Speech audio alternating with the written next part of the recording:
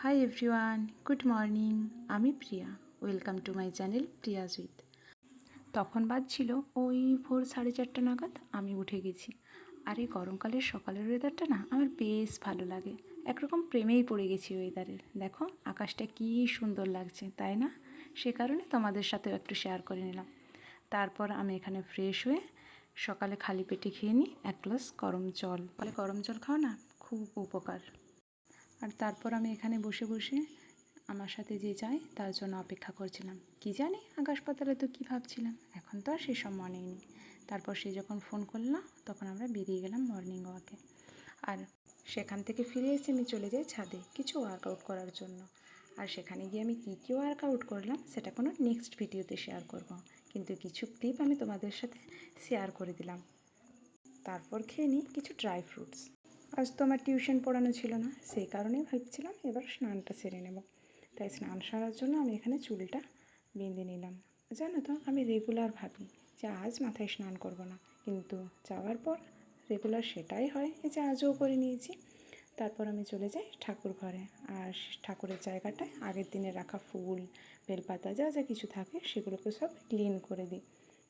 আর এই কাজটা না আমার বেশ পছন্দের। আমার মতো তোমাদের কার কার এই কাজ পছন্দের আমাকে জানিও।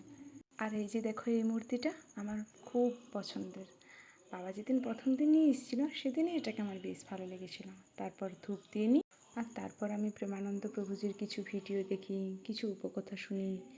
ঠাকুরের এইসব শুনতেও না আমার খুব ভালো লাগে। তারপর আমি সেখান থেকে নিচে নেমে চলে আসি আমার নিজের রুমে। সেখানে আমি যে ওয়াল পেন্টিংটা করছিলাম সেখানের এখনও অনেকটা কাজ আমার বাকি আছে। রেগুলার তো আর করা হয় না, কিছু কিছু দিন বসি আর কিছু কিছু দিন বসাই হয় না। তারপর সেই কাজটাই এখানে সম্পূর্ণ করছিলাম। তারপর আমি মায়ের সাথে গল্প করছিলাম। মা যেহেতু রান্নাঘরে ছিল সেহেতু মায়ের কথাগুলো আমি শুনতে পাচ্ছিলাম। আর এখানে মায়ের সাথে কথা বলতে বলতে দেখো আমার কতটা কাজ হয়ে গেছে। আমার এইসব পেন্টিং করতেও না আমার ভালো লাগে। তোমাদের কার কার আমার মতো পেন্টিং করতে ভালো লাগে সেটা জানিও। আমি কিন্তু এরকম পেন্টিং কখনো শিখিনি, শুধুমাত্র চেষ্টাতেই করি। তারপর আমার একটা টেস্ট করানোর ছিল, সেখান থেকে ফিরে এসে লাঞ্চ করে আমি শুয়ে পড়েছিলাম। তারপর করছিলাম বিকেলের এই কাজটা, যেটা করতে আমার খুব ভালো লাগে। এই যে গাছেও জল দিই, আর তার চেয়েও বেশি ভালো লাগে যখন এই গাছগুলোর ফুল ফোটে। আর দেখো এই বকুল গাছটা দেখতে দেখতে কত বড় হয়ে গেছে।